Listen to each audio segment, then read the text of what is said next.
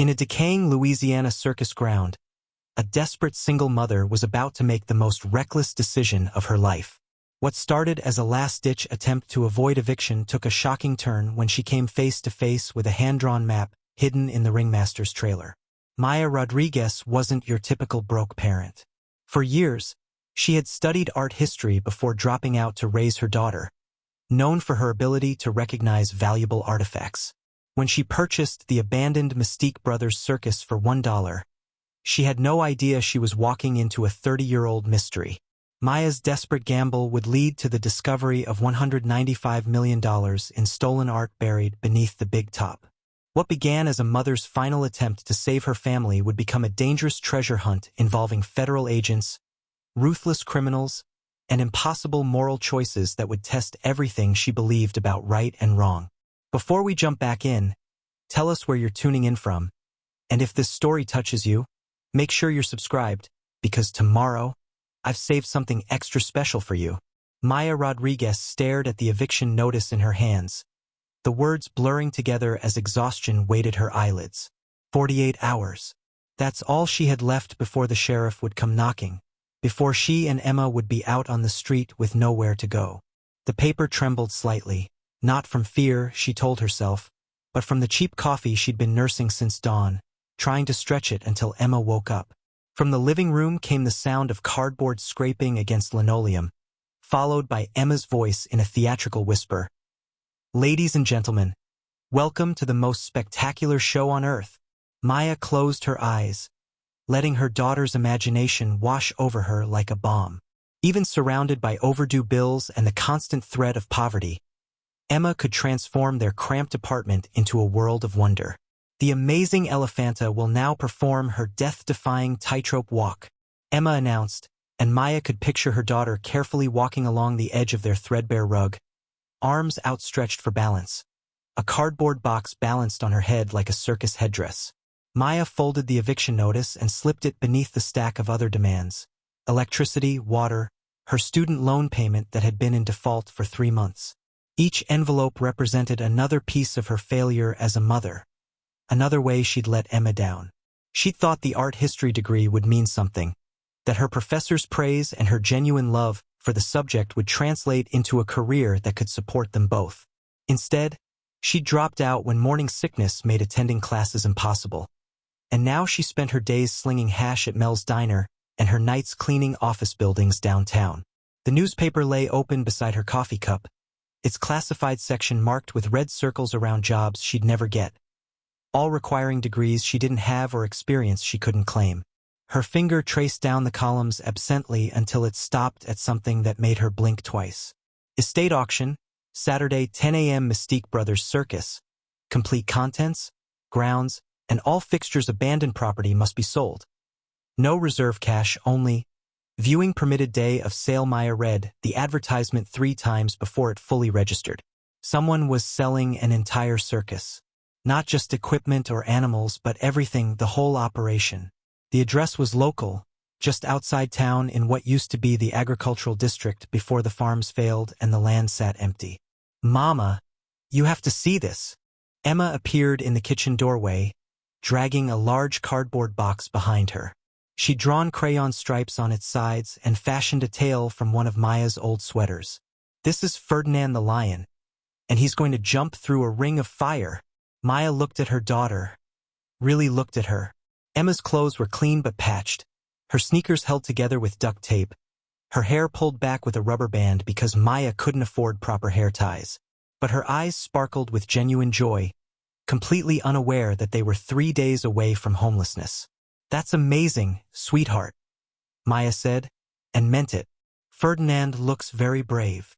Emma climbed onto the kitchen chair beside her, small fingers reaching for Maya's coffee cup before being gently redirected. "Did you know that circus families used to travel all over the world?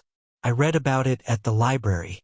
They had their own train cars and everything, and they were like one big family even if they weren't really related." "Is that so?" Maya found herself really listening, something she rarely had time for between work and worry. "Aha! And sometimes circuses would just disappear overnight like magic. But they'd leave behind all their stories. Emma's voice dropped to a conspiratorial whisper. Miss Henderson at the library said there used to be a real circus that came through here when she was little. The Mystique Brothers. But something bad happened and they never came back. Maya's finger stopped on the newspaper advertisement. The same name Emma had just mentioned stared back at her in black and white. Mystique Brothers Circus. Emma. Did Miss Henderson say anything else about this circus? Just that it was the most beautiful thing she'd ever seen. But then one day it was gone and nobody talked about it anymore. Emma shrugged with the casual acceptance of childhood. Adults have lots of secrets. The phone rang, jarring Maya from her thoughts. She recognized Lisa's number and answered on the second ring. Please tell me you have good news, Maya said without preamble. I wish I did. Lisa Thompson's voice carried the exhaustion of someone who'd been up all night researching legal precedents. As a paralegal, she'd been trying to find loopholes in Maya's lease agreement, some way to buy more time. The eviction is solid. Mr. Castillo followed procedure perfectly, and with your payment history. I know. Maya's voice was flat. She'd known it was a long shot, but Lisa's efforts meant everything to her. Thanks for trying. Maya, listen. Tom's cousin works for the County Housing Authority. She says there might be emergency assistance available, but you'd have to prove you're actively seeking employment and… I have 2 jobs, Lisa. I know, but the waiting list is 6 months minimum, and that's if you qualify. Lisa's professional composure cracked slightly. Maybe it's time to consider other options. My sister in Houston said she could help you get settled there. Find work. I'm not uprooting Emma from the only home she's ever known. Maya's voice carried a finality that ended the discussion. There has to be another way. After hanging up, Maya stared at the circus advertisement again. The auction was tomorrow, Saturday.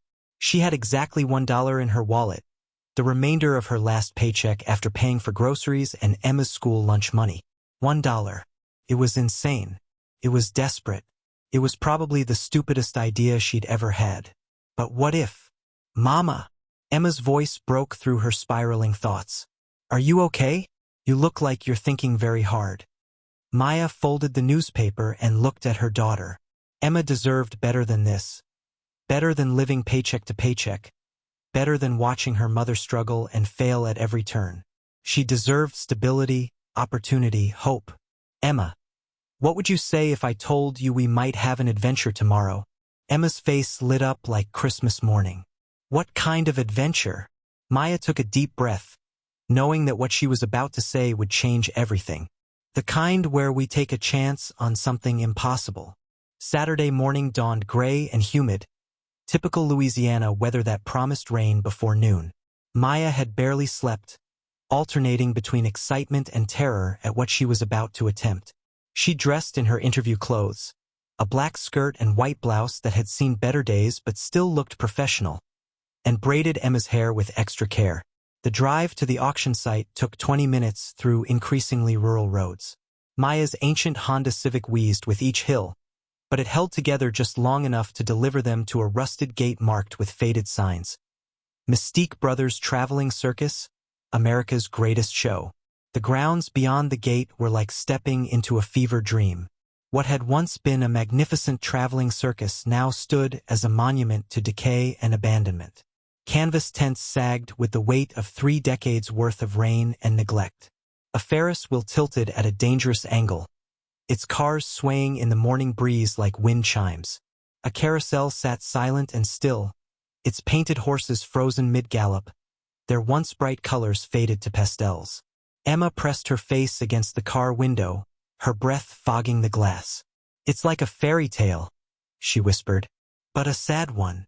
Maya parked near a cluster of other vehicles, maybe a dozen cars and trucks, far fewer than she'd expected for an estate auction. A man in a straw hat and suspenders stood near a folding table with a cash box, checking his watch impatiently. You here for the circus sale? He called out as Maya and Emma approached. His nameplate read Harold Kemper, auctioneer. Yes, sir, Maya replied, her $1 bill feeling impossibly small in her pocket. Good, good. Not much interest, I'm afraid. Owner died 6 months ago. No heirs stepped forward. County needs the land for back taxes. He gestured broadly at the sprawling grounds. Everything you see goes as one lot. No piecemeal bidding. Maya's heart sank. She'd hoped to bid on individual items, maybe some salvageable equipment she could resell. The idea of buying an entire circus with $1 suddenly seemed even more impossible than before. Other potential bidders wandered the grounds. A scrap metal dealer examining the Ferris wheel's framework, a couple of antique hunters photographing old posters, a man in an expensive suit who kept checking his phone and looking irritated. Maya felt like an imposter among them, a woman playing with money she didn't have for dreams she couldn't afford. "Ladies and gentlemen," Harold called out at exactly 10 o'clock. "Let's get started." As advertised, the entire Mystique Brothers Circus property, 37 acres, all structures, equipment and contents, will be sold as a single lot to the highest bidder. Cash only, sale final. Do I hear an opening bid? The man in the expensive suit raised his hand. 5,000. Maya's stomach dropped. $5,000 might as well have been 5 million. I have 5,000. Do I hear 6? Silence stretched across the morning air. The scrap dealer shook his head and walked away. The antique hunters whispered between themselves before heading toward their car. 5,000 going once. Maya found herself stepping forward, her hand rising before her brain could catch up with her mouth. $1. Harold blinked at her.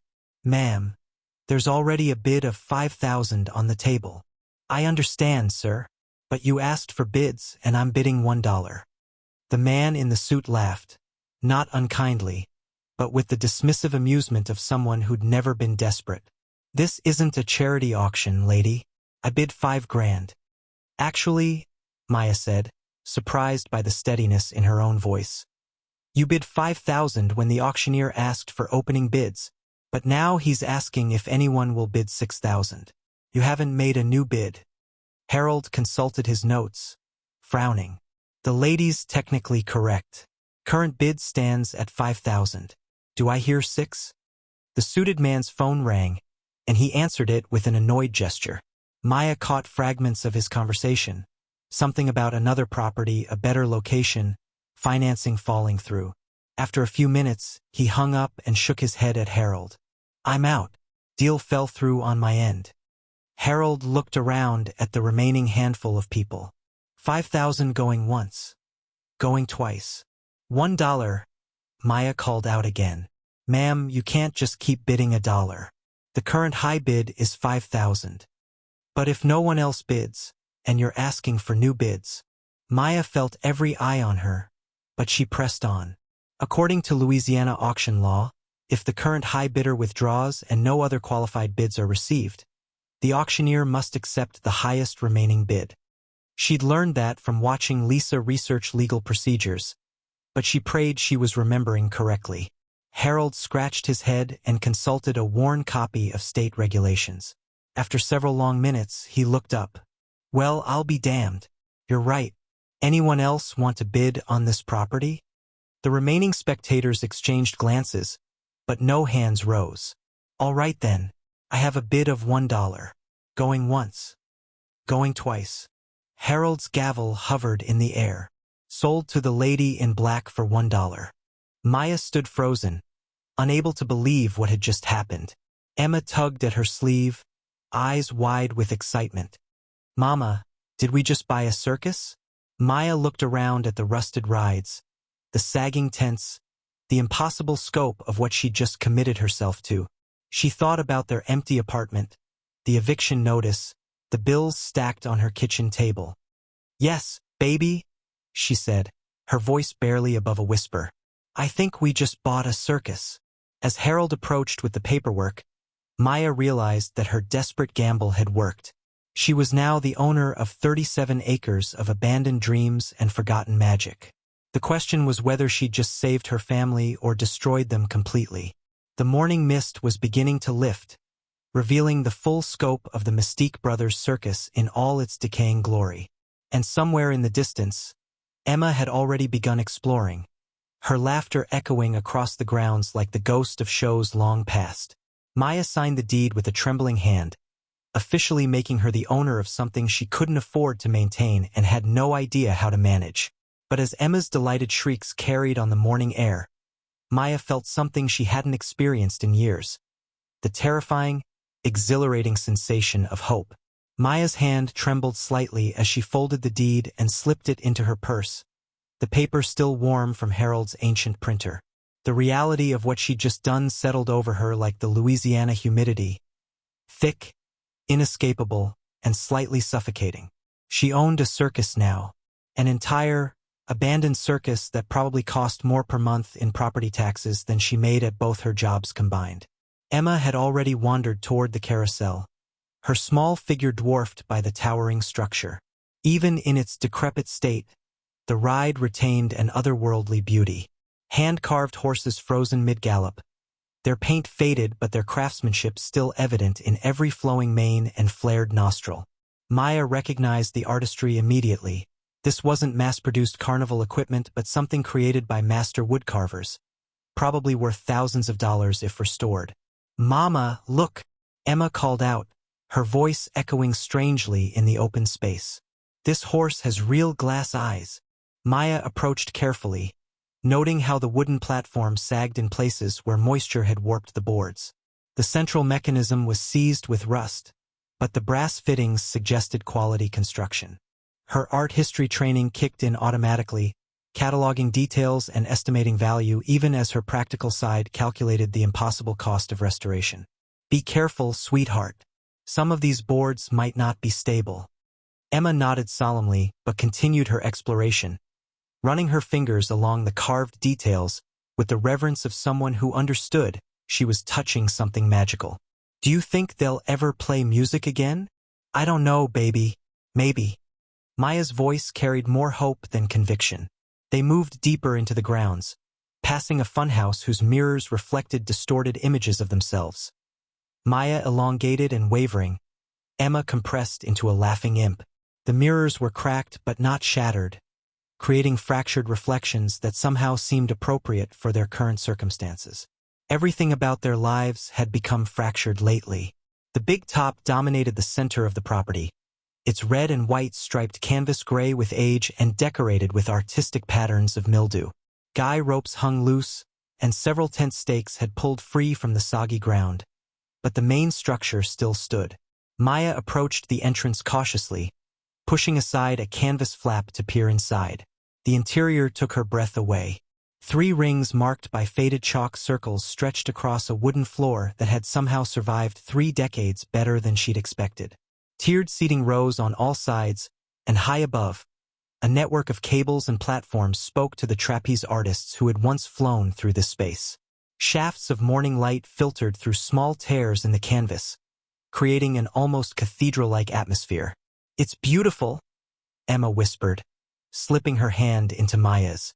And it was beautiful, in the way that abandoned places could be, haunted by the ghosts of joy and wonder, heavy with the weight of dreams that had been packed away and forgotten. Maya could almost hear the phantom echoes of applause, the crack of a ringmaster's whip, the gasps of amazed children. "There used to be elephants here," Emma said with absolute certainty, "and lions and ladies who flew through the air." "How do you know that?" Preparing and narrating this story took us a lot of time, so if you are enjoying it, subscribe to our channel. It means a lot to us. Now back to the story. Emma pointed to a section of the wooden ring curbing where deep gouges marked the wood. "Elephant chains. And see those stains on the floor? That's from the big cats. Miss Henderson showed me pictures in a book about old circuses." Maya looked more closely and realized Emma was right. The gouges were exactly what you'd expect from heavy chains anchoring massive animals. The stains could indeed be from decades of big cats marking their territory. Her 8-year-old daughter was reading this place like an archaeological site. They spent the next hour exploring, each discovery more overwhelming than the last. The property was vast. Maya counted at least 20 trailers of various sizes, several permanent buildings that might have housed animals, and enough equipment to stage a complete traveling show. Most of it was damaged beyond repair, but scattered among the debris were items that made Maya's pulse quicken with recognition.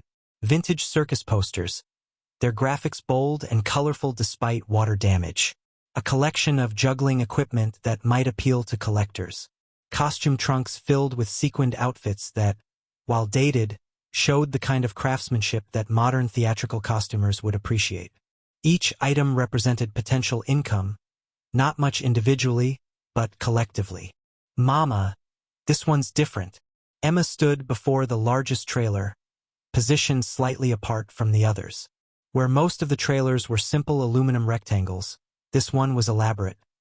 Painted in deep burgundy with gold trim, its door flanked by carved wooden columns that wouldn't have been out of place on a Victorian mansion. That would be the ringmaster's trailer, Maya said, recognizing the style from her studies of American folk art. The ringmaster was like the circus's CEO. He'd have the fanciest accommodations. The trailer door was secured with a modern padlock that looked distinctly out of place among the vintage surroundings. Maya tugged at it experimentally, then noticed a small window that had been left open a crack. With some maneuvering and a complete abandonment of dignity, she managed to squeeze through. The interior was a time capsule. Rich fabrics covered built-in furniture that had somehow escaped the humidity damage plaguing the rest of the property. A small but elegant kitchen occupied one end, while the other was dominated by a massive desk carved from what looked like mahogany. The walls were covered with photographs, hundreds of them, showing the circus in its heyday. Maya studied the photos with growing amazement. The Mystique Brothers Circus had been spectacular. Images showed packed audiences, death-defying acts, and a level of production value that rivaled anything she'd seen from the major modern circuses. But what caught her attention were the dates penciled on the backs of the photographs. 1992, 1993. Recent enough that many of the performers might still be alive. Mama, I can't get in. Emma's voice came from outside the window. Stay right there, baby. Let me find the key to this door. Maya began systematically searching the trailer, her art history training serving her well in organizing and cataloging. The desk drawers revealed a treasure trove of documents, contracts, routing schedules, performer records, and financial statements that painted a picture of a highly successful operation right up until its abrupt end in September 1993. But it was the bottom drawer that stopped her cold. The drawer appeared to be stuck, but when Maya applied pressure, she realized it wasn't warped. It was designed that way. Her fingers found a hidden release mechanism, and the drawer slid open to reveal a false bottom. Beneath it was a space just large enough for a single manila envelope. Inside the envelope was a hand-drawn map. Maya spread it carefully on the desk, her hands shaking slightly. The drawing was crude but detailed, showing the circus grounds from an aerial perspective. Various locations were marked with symbols: a star near the big top, a circle by the animal enclosures, an X marking what appeared to be the current location of the ringmaster's trailer. But what made her breath catch were the notes scrawled in the margins. Dates, measurements, and what looked like inventory lists written in a cramped hand. Collection number 1, 12 pieces, northeast corner of Big Top, 6 feet. Collection number 2, personal items, behind Funhouse, 4 feet. Collection number 3, emergency cash, trailer foundation, 2 feet, emergency cash. The words sent a chill down Maya's spine. This wasn't a map of circus equipment or supplies. This was something else entirely. A sharp bang from outside made her jump, and she quickly folded the map and tucked it into her jacket pocket. When she opened the trailer door, Emma was standing beside a fallen piece of siding that had apparently blown off one of the other trailers. Sorry, Mama. The wind caught it. But there was no wind. Maya looked around carefully, noting how still the air had become. The morning mist was lifting, revealing more details of the property, but also making her feel exposed. Vulnerable. Emma, I think we should head home for today. We can come back tomorrow with some proper tools, and maybe Lisa can help us figure out what we've gotten ourselves into. Can we bring camping stuff? Like an adventure? Maya looked at her daughter's eager face and felt her heart break a little. Emma saw all of this as a grand adventure, a fairy tale come to life.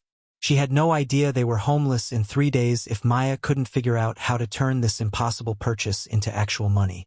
Maybe, sweetheart, Let's see what we can manage. As they walked back toward the car, Emma skipping ahead to examine every interesting piece of debris, Maya's hand moved unconsciously to the map in her pocket. Whatever the Mystique brothers had hidden here, it might be the answer to their prayers. Or it might be something that would bring more trouble than they could handle.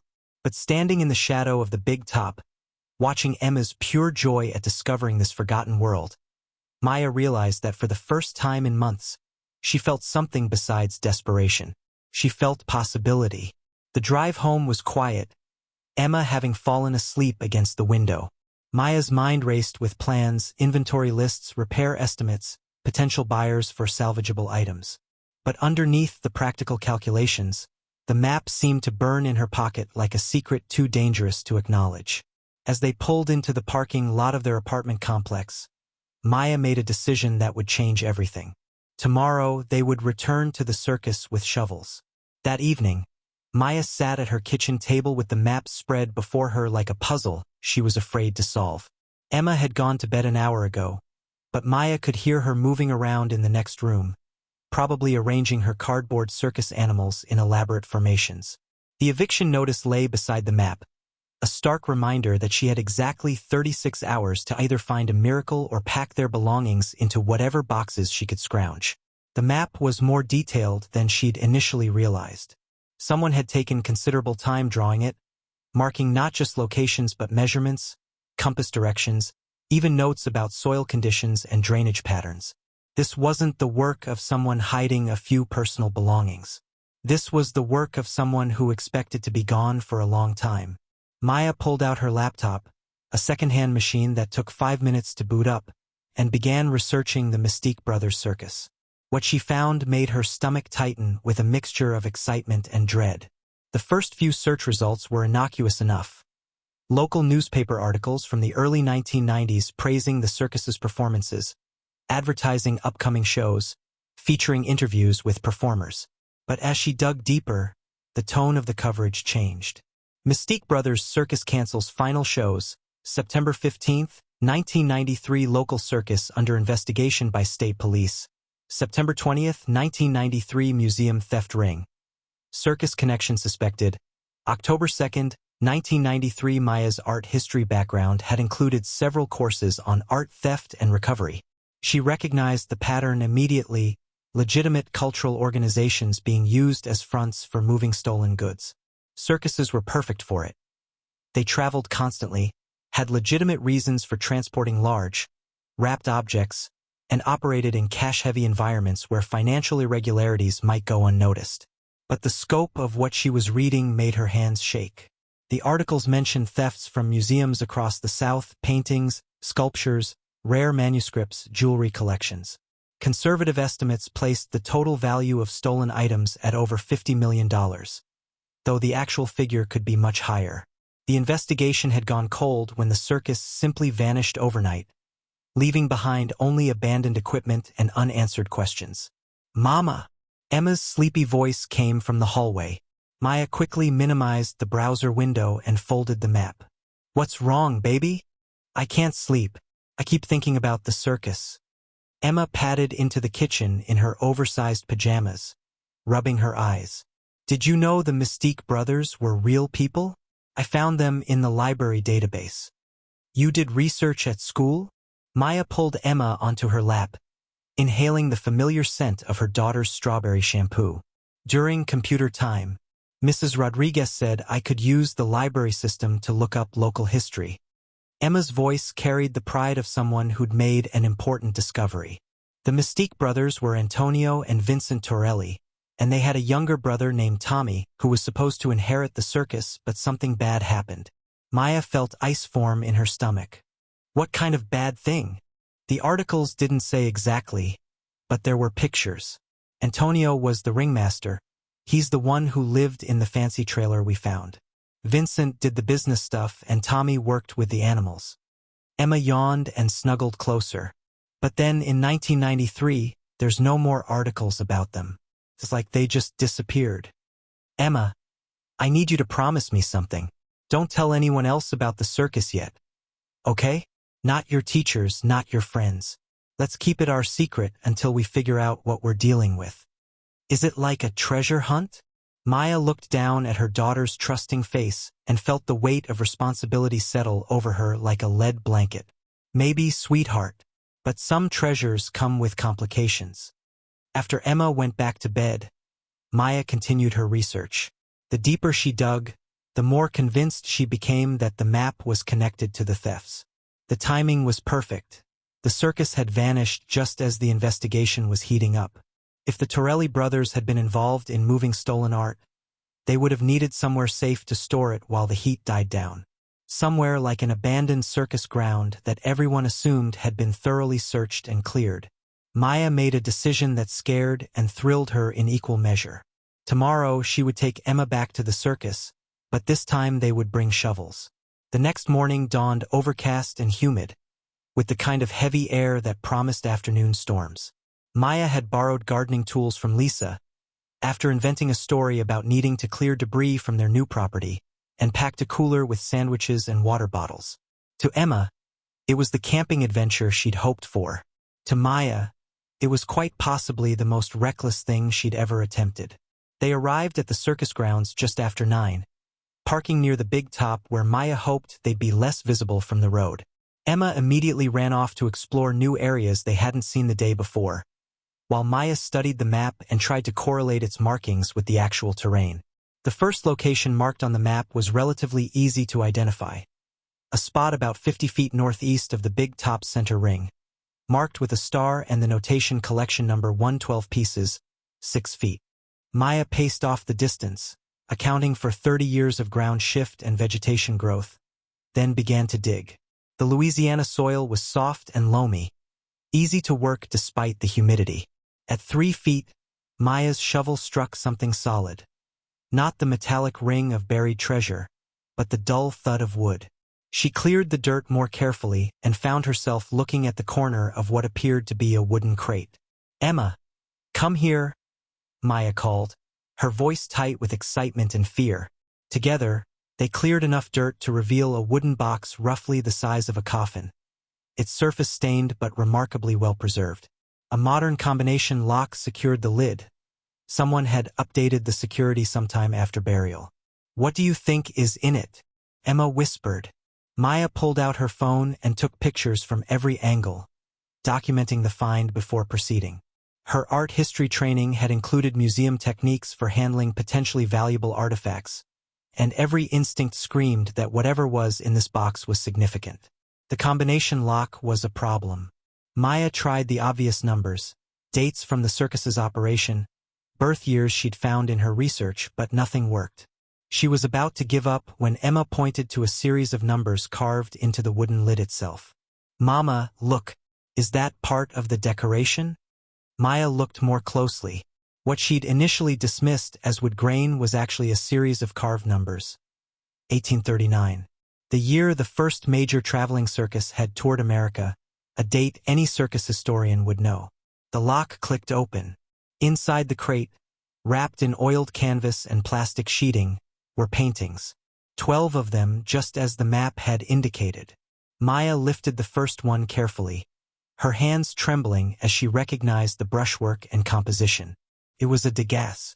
Not a print or reproduction, but an actual oil painting by Edgar Degas, depicting ballet dancers in a practice studio. Maya had studied this exact painting in her undergraduate courses. It had been stolen from a New Orleans museum in 1992. The second painting made her gasp audibly. A small but exquisite Renoir, also missing from museum records. The third was a Picasso sketch she remembered reading about in art theft bulletins. "Mama, why are you crying?" Emma asked, concerned. Maya realized tears were streaming down her face.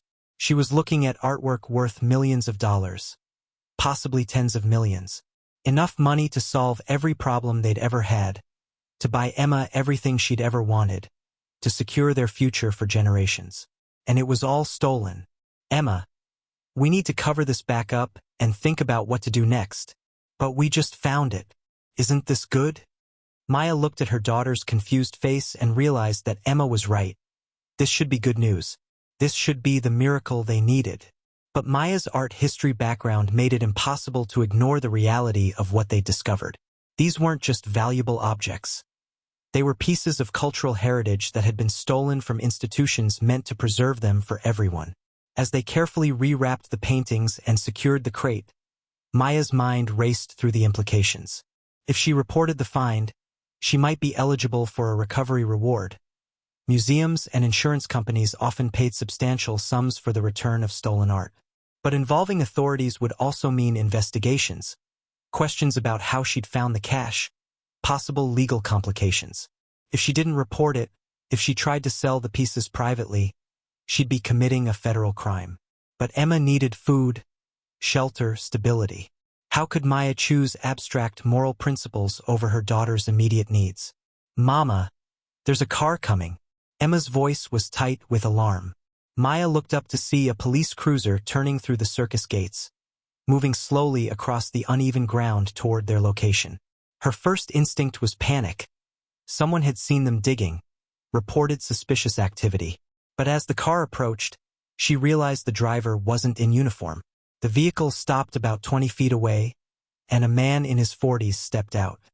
He was tall, lean, with the weathered face of someone who spent considerable time outdoors. His shirt was rumpled, his tie loosened, and his expression was the carefully neutral mask of someone accustomed to dealing with difficult situations. "Good morning," he called out, his voice carrying a slight Louisiana accent.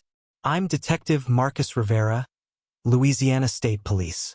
Mind if I ask what you folks are doing out here?" Maya's mouth went completely dry. The crate was clearly visible, the disturbed earth obvious, and her guilt must have been written across her face in letters 10 feet tall. "We're just exploring," she managed to say. "I recently purchased this property."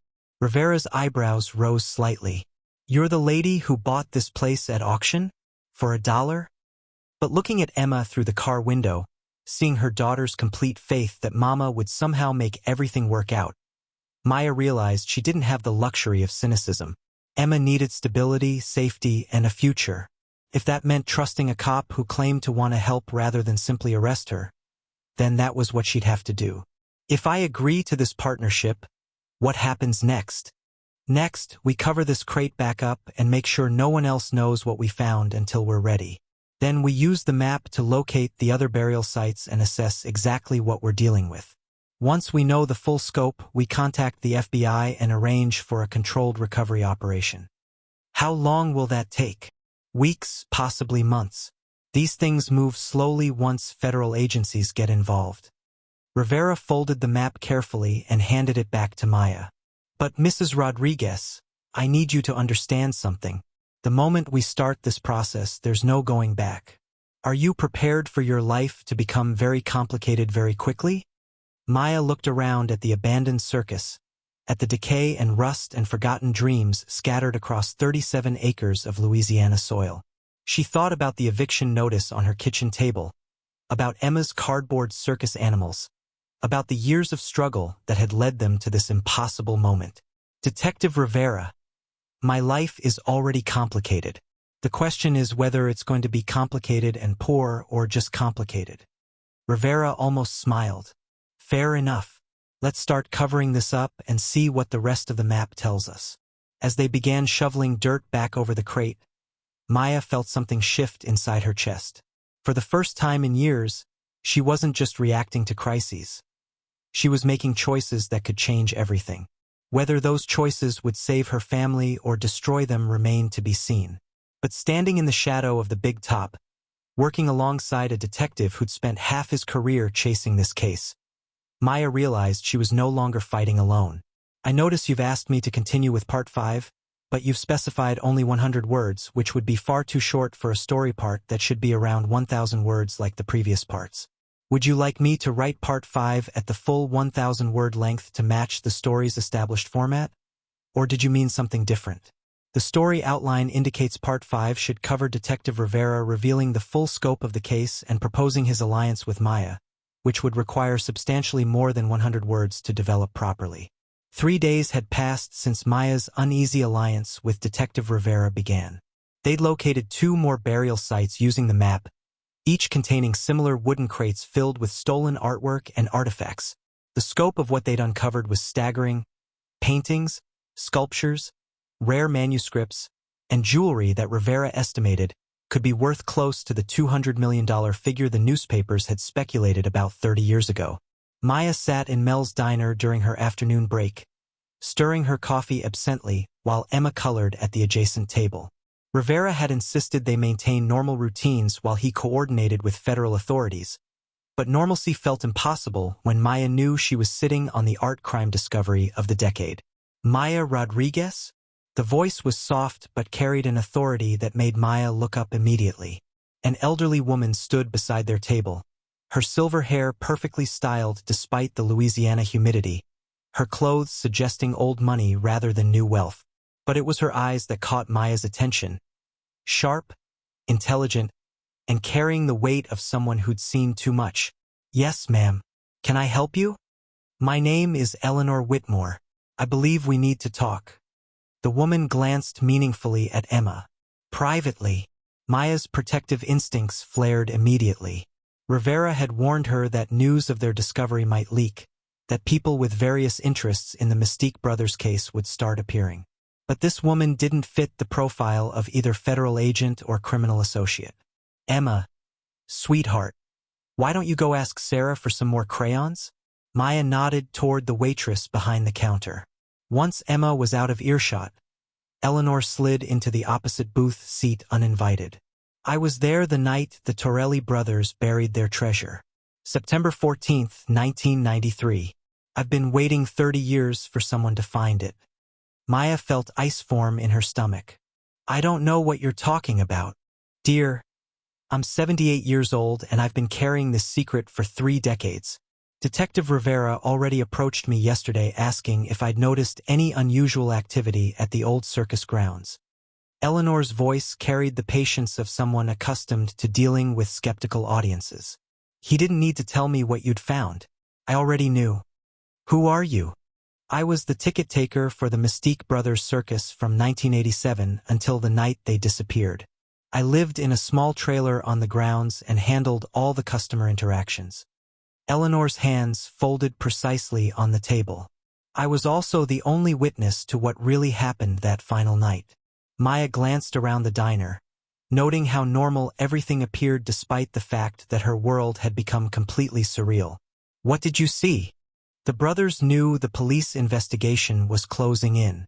They'd been moving stolen pieces through the circus for 2 years, using our travel schedule to transport artwork from museums across the South to private collectors who didn't ask inconvenient questions.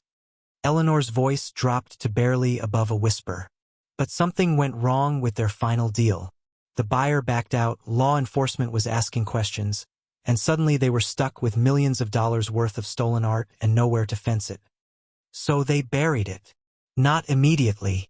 First, they had a violent argument about what to do next. Antonio wanted to take whatever cash they could grab and flee the country immediately. Vincent insisted they could wait out the investigation if they hid the evidence properly. "Tommy." Eleanor paused, pain flickering across her features. Tommy just wanted it all to stop. He was barely 25 and completely overwhelmed by what his brothers had dragged him into. Maya found herself leaning forward despite her caution. "What happened to Tommy?" Vincent convinced his brothers that if they buried the collection and disappeared for a few years, they could eventually return and retrieve everything once the statute of limitations expired and the investigation went cold. They spent that entire night digging holes and hiding crates across the property. "And you watched them do it?" Eleanor nodded slowly. "From my trailer window. I should have called the police immediately, but I was terrified. These weren't just circus performers anymore. They were desperate criminals with nothing left to lose. If they'd known I was a witness." "Why didn't you come forward later, after they were gone?" "Because Vincent Torelli made it very clear what would happen to anyone who interfered with their plans. Before he left that night, he came to my trailer and told me that if I ever spoke to law enforcement about what I'd seen, he'd track me down no matter how long it took." Eleanor's voice carried the weight of 3 decades of fear. "Vincent isn't like his brothers, Maya. Antonio was greedy and Tommy was weak, but Vincent is genuinely dangerous. He's the kind of man who remembers every slight and repays every debt. Maya felt her blood chill. Rivera said Vincent disappeared, that he might be dead. Vincent Torelli is very much alive. And Maya, he knows you found the treasure. The words hit Maya like physical blows. That's impossible. Only Rivera and I know about. Vincent has spent 30 years building a network of contacts who monitor anything related to the Mystique Brothers case. Property sales, police activity, federal investigations. The moment you bought that circus at auction, you appeared on his radar. When Detective Rivera started making inquiries about unusual activity at the circus grounds, Vincent knew someone had found his map. Maya's hands began to shake. How do you know all this? Eleanor reached into her purse and pulled out a cell phone, its screen showing a text message received that morning. The Rodriguez woman and her daughter. Make sure they understand the situation before this goes too far. You know what happens to people who steal from family. He contacted you. Vincent has been keeping tabs on me for 30 years, Maya. Occasional reminders that our arrangement is still in effect. But this morning's message was different. He's not just watching anymore, he's moving. Eleanor's voice carried genuine urgency. You and Emma are in immediate danger. Vincent believes that treasure belongs to him, and he's not going to let a desperate single mother and a small-town detective stand in his way. Maya thought about Emma coloring innocently at the counter, completely unaware that their lives had just taken another dangerous turn. What does he want? He wants his treasure back, and he wants assurance that no one will connect him to the original thefts. Vincent has built a new life somewhere, probably with a new identity, but he can't risk exposure now. Eleanor leaned across the table. Maya, I'm offering to help you, but you need to understand what that means. If I break my silence after 30 years, Vincent will come after both of us. This isn't a game or an adventure. This is life and death. Why would you help me? You've kept quiet for 3 decades. Eleanor looked toward Emma, who was now chatting animatedly with the waitress about her artwork. Because I'm old, Maya. I'm 78 years old, and I've spent half my life living in fear of a man who destroyed everything good about the circus I loved. I can't undo 30 years of cowardice, but maybe I can keep that little girl from paying the price for her mother's courage. Maya felt tears threatening to spill over. The weight of responsibility, the fear for Emma's safety, and the impossible complexity of their situation suddenly felt overwhelming. What do I do? Eleanor reached across the table and covered Maya's trembling hands with her own. First, we make sure Emma is somewhere safe. Then, we call Detective Rivera and tell him that his cold case just became a very hot situation. And Maya? Eleanor's voice carried the steel of someone who'd finally decided to fight back. We make sure Vincent Torelli learns that some secrets are too dangerous to keep buried. Vincent Torelli arrived in town like a storm front. Quiet at first, but carrying the promise of violence. Maya didn't see him directly, but she felt his presence in the way conversations stopped when she entered local businesses, in the nervous glances from people who'd known her for years, in the sudden reluctance of Emma's school to let her daughter walk home alone. Detective Rivera called an emergency meeting at the circus grounds, his voice tight with controlled anger when he'd phoned that morning. We have a problem. A big one. Maya arrived to find Rivera's unmarked car parked alongside a black SUV with federal plates. A woman in a crisp navy suit stood examining the site where they'd uncovered the first cache, her movements precise and professional. She turned as Maya approached, extending a hand in greeting. Mrs. Rodriguez, I'm FBI Agent Catherine Morrison, Art Crime Team. Detective Rivera has briefed me on your situation. Morrison was younger than Maya had expected, maybe late 30s, with the kind of sharp intelligence that made Maya immediately conscious of her own wrinkled waitress uniform and hastily braided hair. This was a woman accustomed to dealing with million-dollar art thefts and international crime syndicates, not desperate single mothers stumbling into situations they couldn't handle.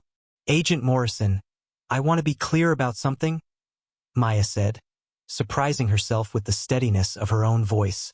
My only concern is keeping my daughter safe.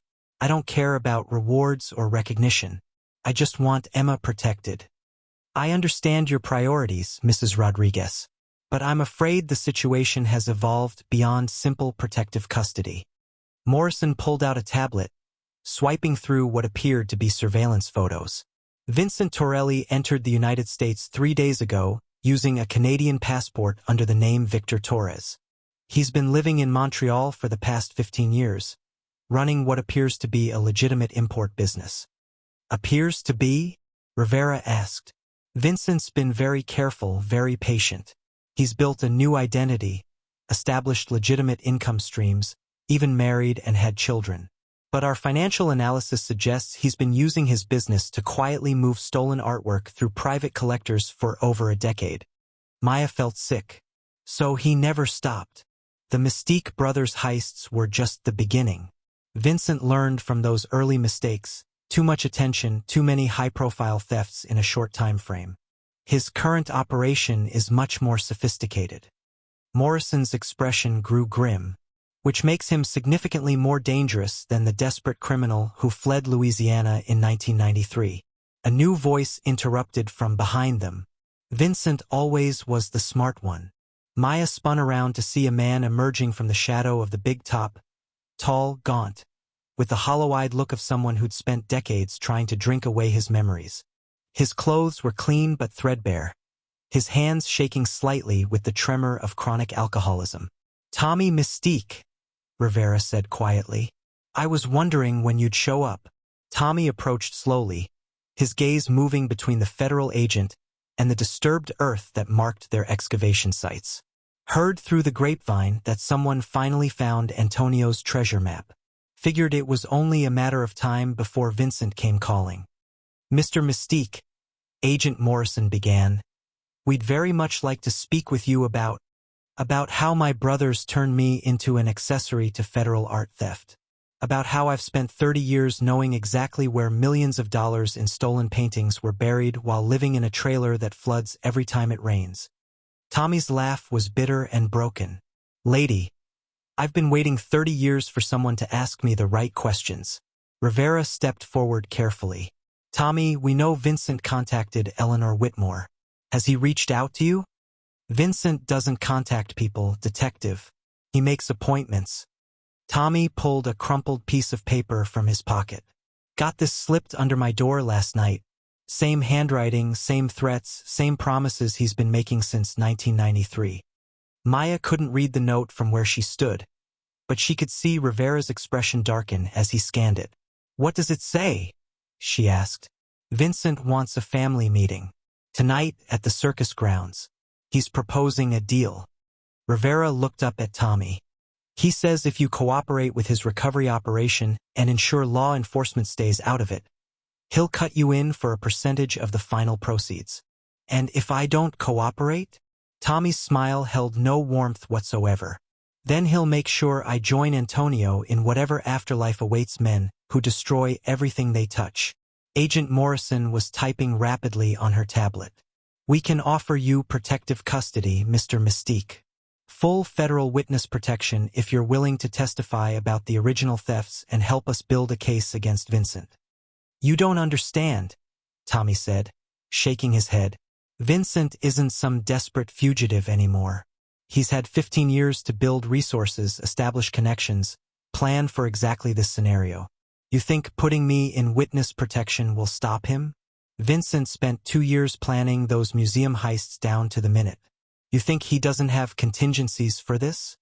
Maya felt panic rising in her chest. "What about Emma? What about my daughter?" Tommy's expression softened slightly as he looked at her. "Vincent's not interested in hurting children, Mrs. Rodriguez.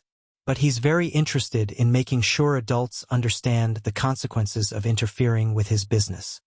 "That's not exactly reassuring," Rivera said dryly. "It's the best I can offer. Vincent has a code. Twisted as hell but consistent. He doesn't hurt kids or uninvolved family members, but anyone who actively opposes him." Tommy shrugged. "Well, let's just say Antonio's car accident wasn't as accidental as the Florida State Police concluded." Agent Morrison closed her tablet with a snap. "Mrs. Rodriguez, I'm going to recommend immediate federal protection for you and your daughter. We can have you both in a safe house within 2 hours." For how long? Maya asked. Until we can apprehend Vincent and dismantle his operation. Could be weeks, could be months. Maya thought about Emma at school, probably coloring pictures of circus animals and planning their next adventure at their magical property. The idea of ripping her daughter away from the only stability she'd ever known, of disappearing into federal protection with no guarantee of when or if they'd be able to return, felt almost as terrifying as facing Vincent directly. There's another option, Tommy said quietly. I could meet with Vincent tonight, hear what he's really proposing.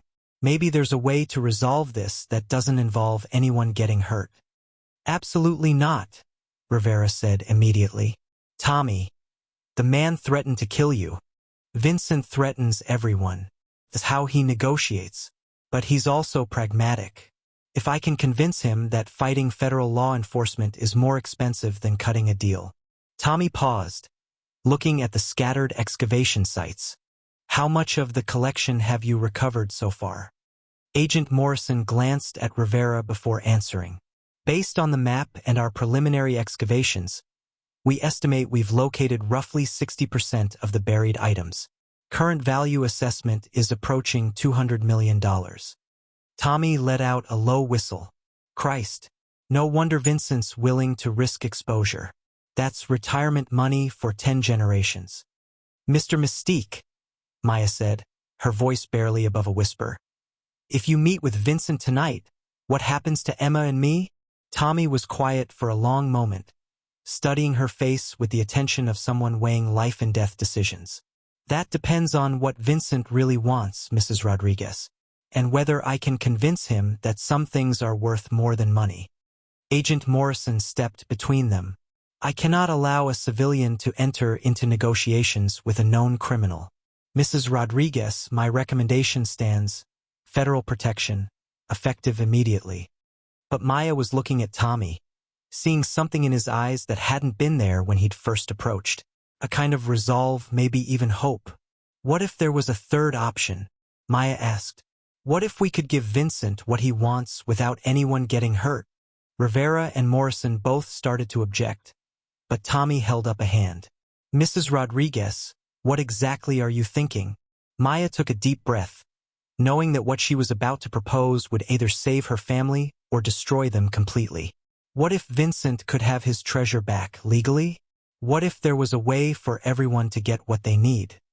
The silence that followed was broken only by the wind moving through the abandoned circus grounds, carrying with it the whispered promises of deals that might be too dangerous to make and too desperate to refuse. The circus grounds at midnight felt like a stage set for tragedy. Maya crouched behind the rusted shell of a carnival game booth, her heart hammering against her ribs as she watched 3 black SUVs roll through the gates. Vincent Torelli had arrived with an entourage that suggested this meeting would be anything but the civilized negotiation Tommy had hoped for. Agent Morrison's voice crackled through the earpiece Maya wore. Mrs. Rodriguez, if this goes sideways, you run straight to the road where our backup team is positioned. Don't worry about anyone else. Just get yourself to safety. Maya pressed the earpiece deeper, acknowledging the instruction while knowing she had no intention of abandoning Tommy or Detective Rivera. Her plan, the desperate gambit she'd proposed that afternoon, depended on everyone playing their roles perfectly. One mistake, one moment of panic, and Emma would grow up without a mother. Vincent Torelli stepped out of the lead vehicle, and Maya's breath caught in her throat. She'd expected someone obviously criminal, scarred and menacing like the villains in Emma's storybooks. Instead, Vincent looked like a successful businessman, well-dressed, confident, moving with the casual authority of someone accustomed to having his orders followed without question. But it was his companions that made Maya's blood run cold. For men in expensive suits who moved like predators, their eyes constantly scanning for threats, their jackets tailored to conceal what were obviously weapons. These weren't desperate criminals, they were professionals. Tommy emerged from the big top, walking slowly toward the center of the grounds. Even from her hiding spot 50 yards away, Maya could see his hands shaking. 30 years of guilt and alcohol had left him a broken man. But tonight he was the only thing standing between Vincent's organization and a confrontation that could end with federal agents dead. Vincent. Tommy's voice carried across the still night air. You look good. Prosperity suits you. Tommy. Vincent's tone was warm, almost affectionate. You look like shit, but then you always did handle stress poorly. I've had 30 years to think about what we did, about what it cost. Tommy stopped about 10 feet from his brother, close enough to talk but far enough to run if necessary. The guilt eats at you, Vincent. Don't you feel it? Vincent's laugh was genuinely amused. Guilt? Tommy, we liberated artwork from stuffy museums where maybe 1,000 people a year got to see it, and we placed it with private collectors who truly appreciate its beauty. We were cultural Robin Hoods. We were thieves. We were entrepreneurs.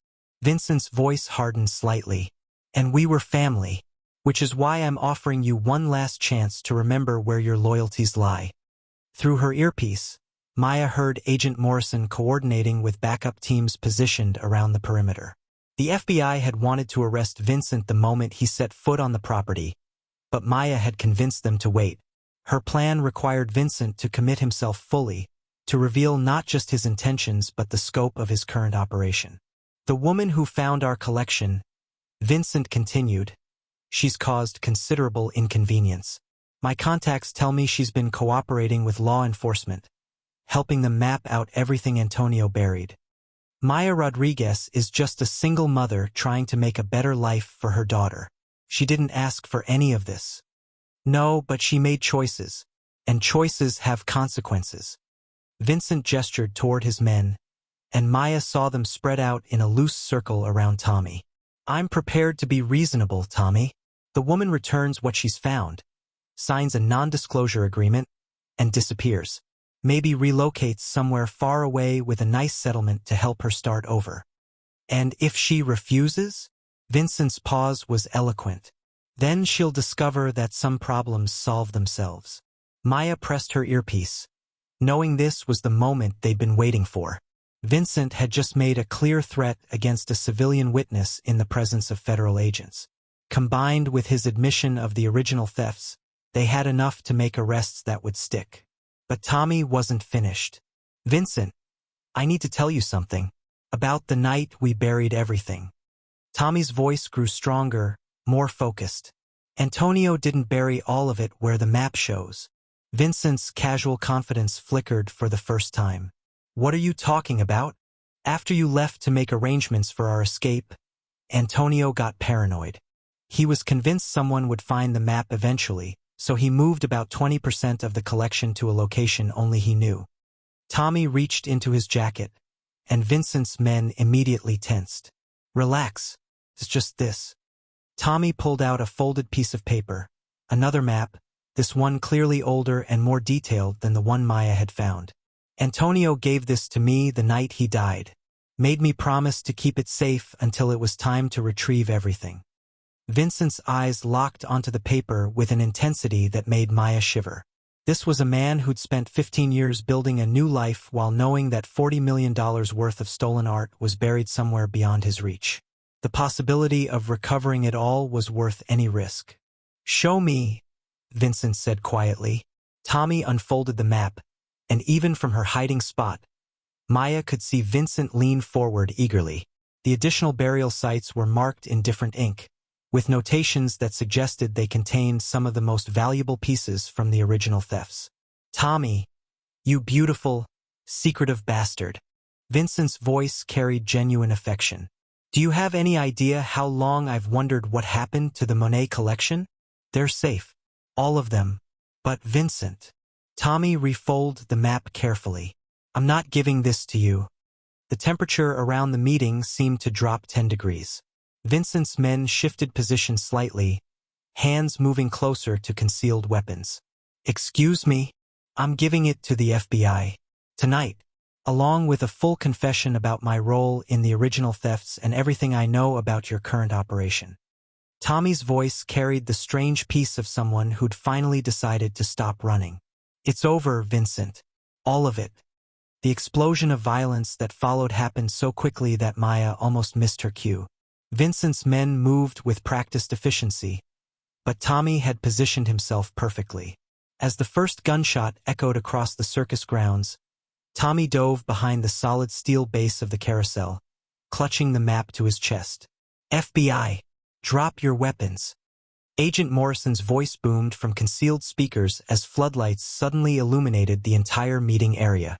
Maya ran, not toward the road where the backup team waited, but directly toward the chaos erupting around the carousel.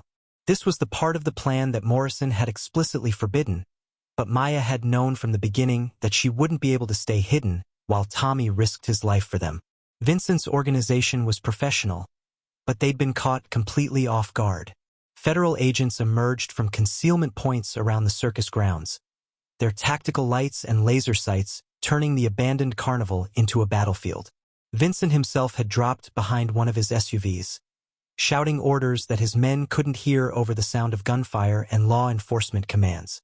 Maya reached the carousel just as Tommy slumped against its base, blood spreading across his shirt from a wound in his shoulder. He pressed the map into her hands with fingers slick with his own blood. "Make sure it gets to the right people," he gasped. "Make sure those families get their art back. Tommy, stay with me. The paramedics are coming." Maya. His grip on her hand was surprisingly strong. "Vincent won't give up. Even if they arrest him tonight, he's built something bigger than just himself. You and Emma, you need to disappear for a while. Let the FBI clean this up." The gunfire was tapering off, replaced by the organized shouts of law enforcement securing the scene. Maya could see Vincent Torelli in handcuffs beside his vehicle, his expensive suit torn and his face carrying the expression of a man who'd just watched 15 years of careful planning collapse in minutes.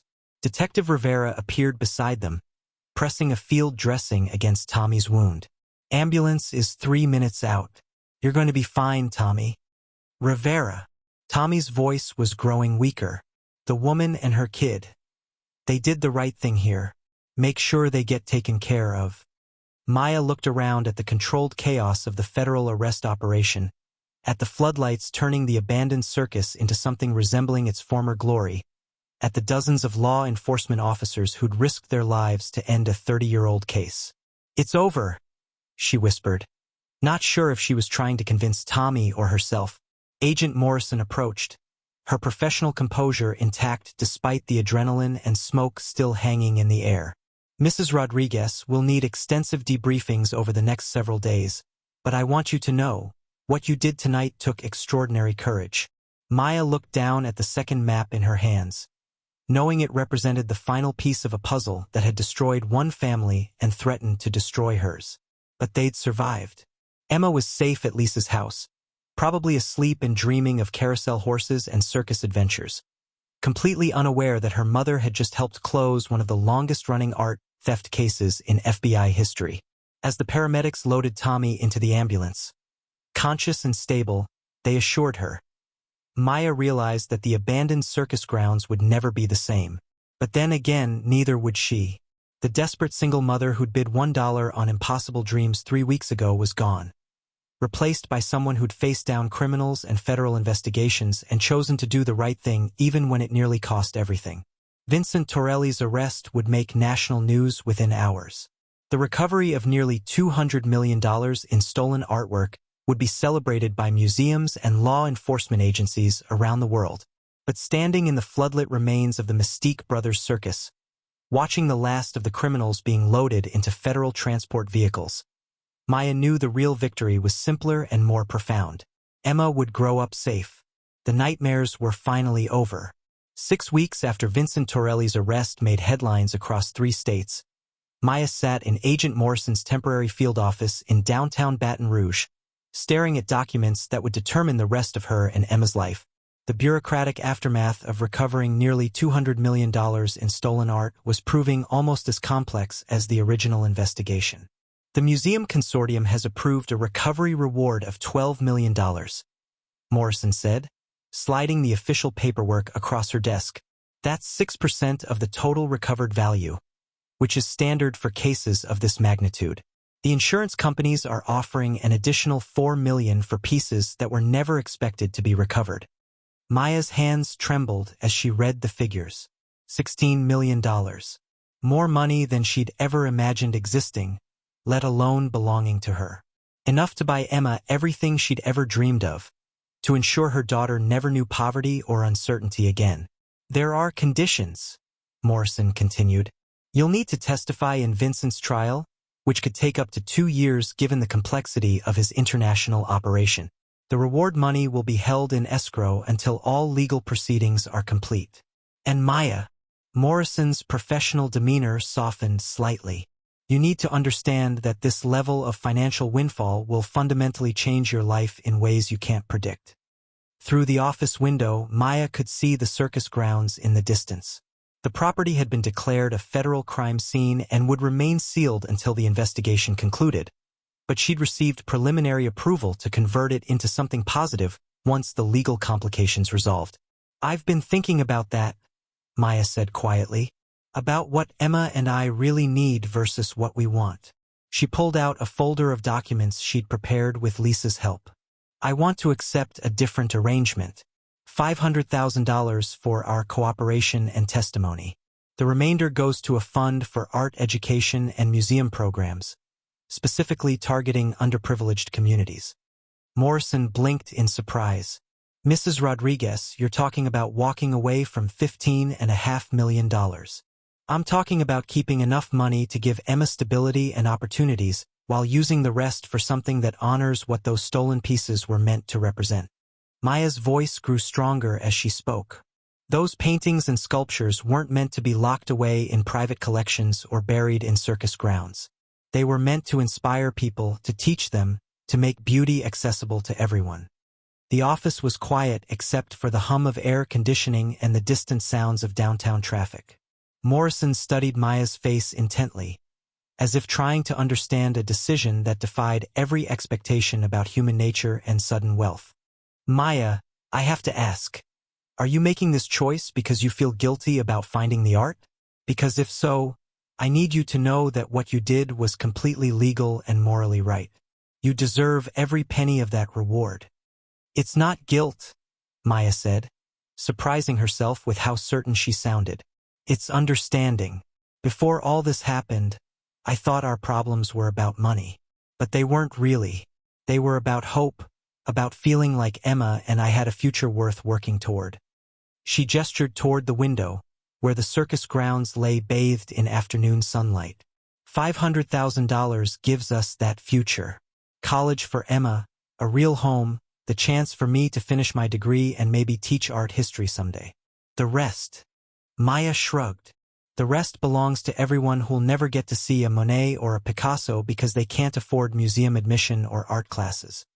Morrison was typing rapidly on her tablet, probably consulting with supervisors about the legal implications of Maya's proposal.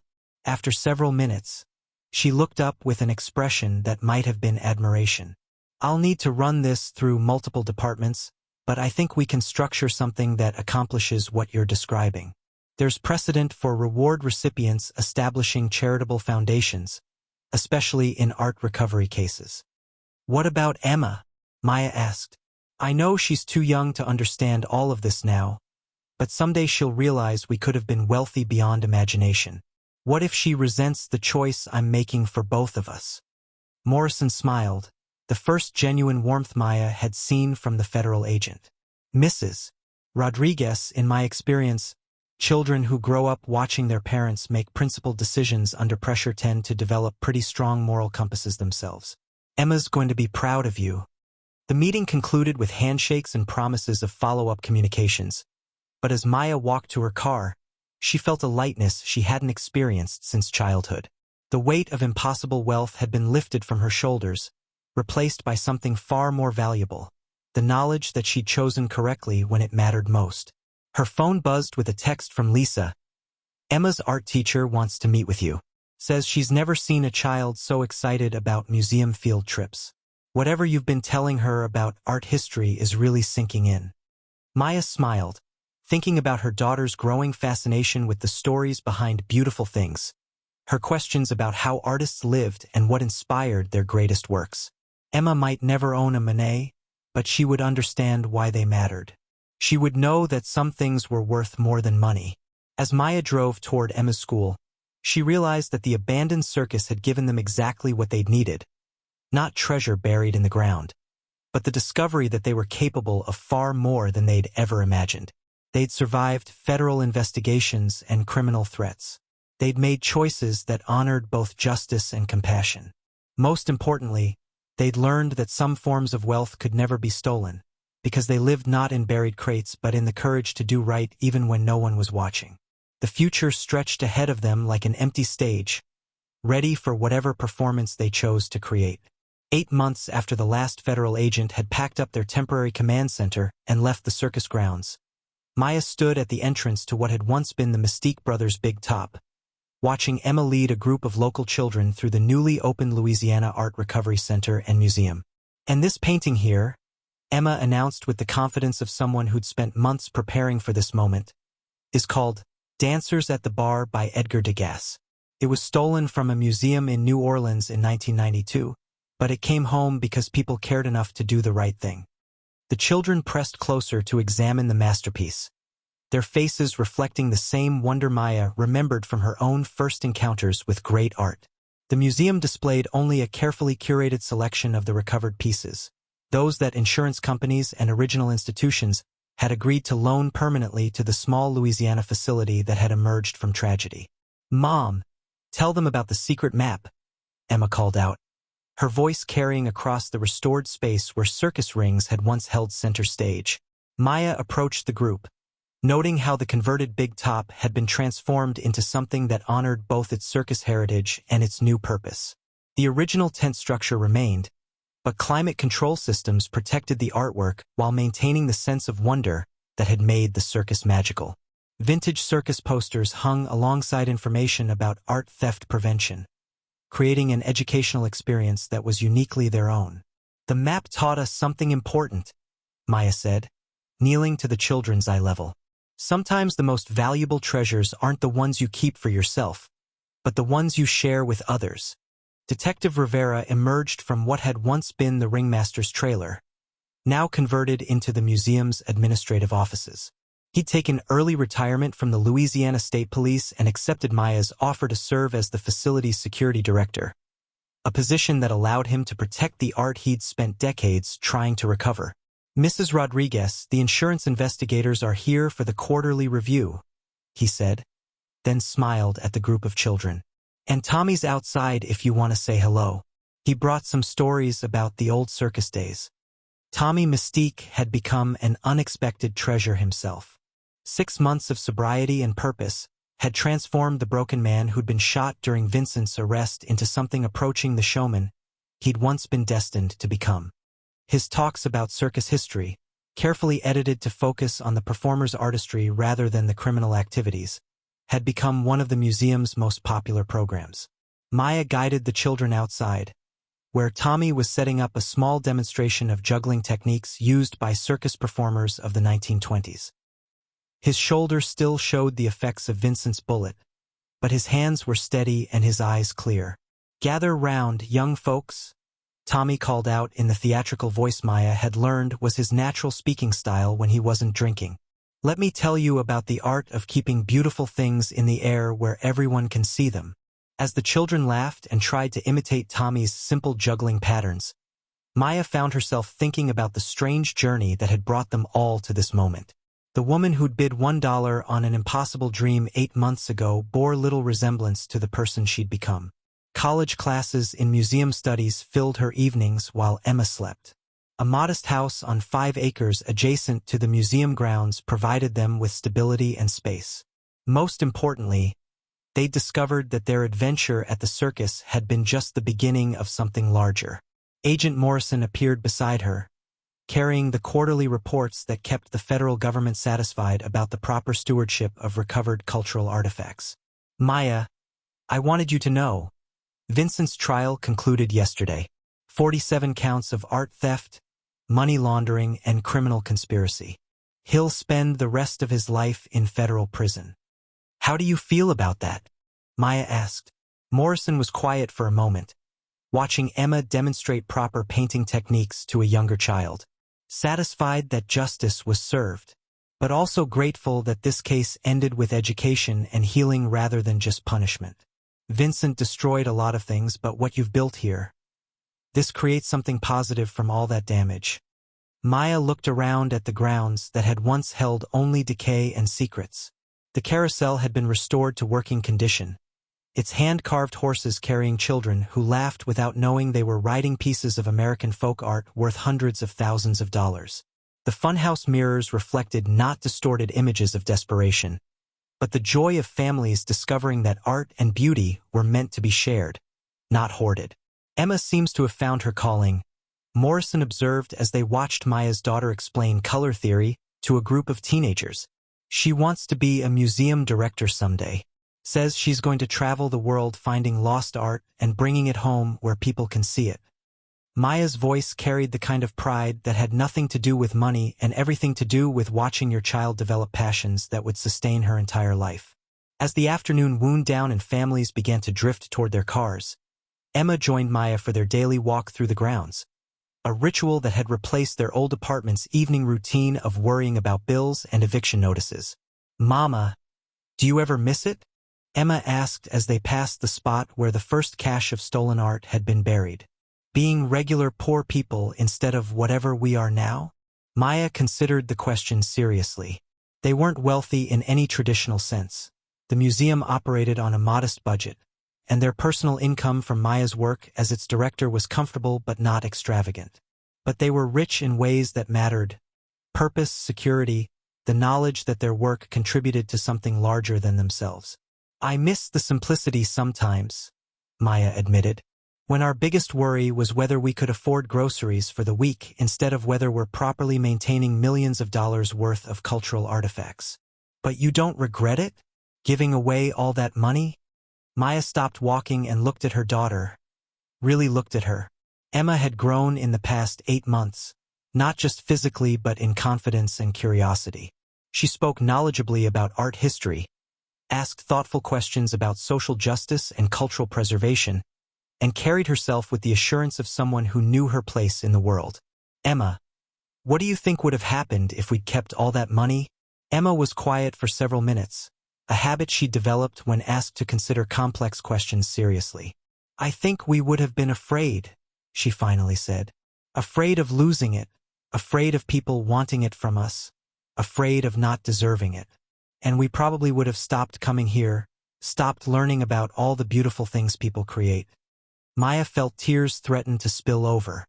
Her 8-year-old daughter had articulated something Maya had struggled to explain to federal agents, reporters, and well-meaning friends who couldn't understand why she'd walked away from generational wealth. "You're right, baby. Money can buy a lot of things, but it can't buy the feeling of knowing you did the right thing when it mattered most." As they completed their circuit of the grounds, the Louisiana sunset painted the sky in shades that would have inspired the artists whose work now hung safely in their climate-controlled galleries. Maya realized that the abandoned circus had indeed given them treasure beyond imagination. Not gold or stolen paintings, but the discovery that they were capable of creating beauty from destruction, hope from desperation, and community from secrets. The Mystique Brothers Circus was gone forever, but in its place stood something that would endure long after Maya and Emma were gone. A testament to the idea that some things are indeed worth more than money, and that the greatest treasures are always the ones we share. Tomorrow would bring new visitors, new stories, new opportunities to turn a dark chapter of Louisiana history into something that inspired rather than cautioned. But tonight, as mother and daughter walked home through grounds that had been transformed from a place of buried secrets into a celebration of human creativity, Maya knew they had found exactly what they'd been searching for all along. Not the end of their story, but the beginning of something beautiful. Up next, you've got 2 more standout stories right on your screen. If this one hit the mark, you won't want to pass these up. Just click and check them out.